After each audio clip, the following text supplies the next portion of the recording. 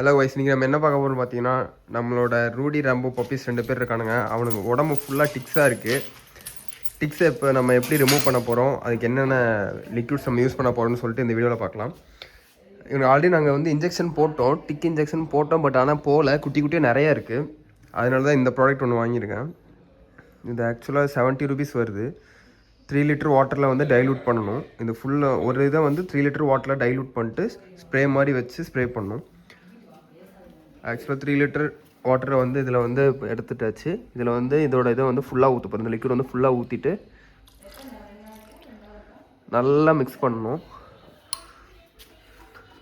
நல்லா மிக்ஸ் பண்ணதுக்கப்புறம் இந்த மாதிரி ஒரு பாட்டில் வச்சுக்கோங்க. இந்த மாதிரி பாட்டில் அண்டு இந்த மாதிரி ஸ்ப்ரேயர் இருக்கும். இதில் வந்து போர் பண்ணிட்டு ஃபுல்லாக வந்து நம்ம டாக் பப்பி மேலே ஃபுல்லாக ஸ்ப்ரே பண்ணணும். எப்படி ஸ்ப்ரே பண்ணுறதுனா, ஃபஸ்ட்டு ஒன்று இருக்கானுங்கன்னா லைக் ஆப்போசிட் டேரெக்ஷனில் வந்து ஹேரை வந்து இப்படி நல்லா இப்படி இது பண்ணிவிட்டு இந்த இடத்துல வந்து நம்ம ஸ்ப்ரே பண்ணணும்.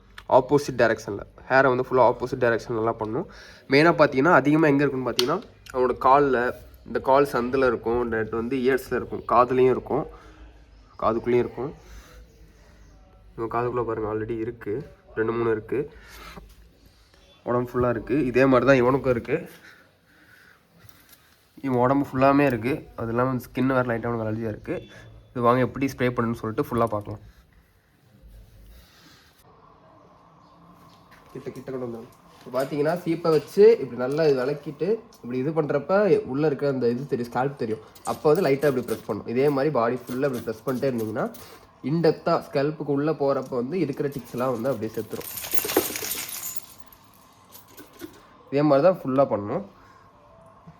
இவனுக்கும் ஸ்ப்ரே பண்ணியாச்சு, அப்படியே இவனுக்கும் ஸ்ப்ரே பண்ணியாச்சு.